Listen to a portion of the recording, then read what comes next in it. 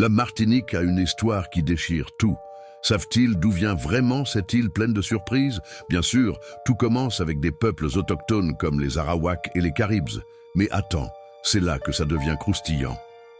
Au XVIe siècle, les Européens débarquent. Christophe Colomb l'aperçoit en 1493, mais ce n'est pas tout. À partir de 1635, les colons français s'installent. Tu penses que c'est tout? Non! L'esclavage, c'est un chapitre noir qui a marqué l'histoire de l'île. Plus de 300 000 esclaves africains sont amenés pour travailler dans les plantations de sucre. C'est une vérité choquante, mais c'est ainsi que la Martinique est devenue le grenier à sucre des Antilles. Et attends, voilà le plus fou. En 1848, l'esclavage est enfin aboli, mais les cicatrices restent. La culture martiniquaise émerge alors. Le créole, la musique, la gastronomie, tout se façonne dans ce bouillon d'influence.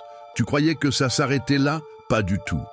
Tous les ans, les Martiniquais célèbrent le carnaval, un moment explosif où l'identité culturelle éclate avec des costumes vibrants et des rythmes envoûtants. C'est un cri de joie et de résistance. Et pour finir, en 1946, la Martinique devient un département français. Ça fait plus de 70 ans maintenant, mais malgré l'appartenance à la France, la quête d'identité et d'autonomie continue.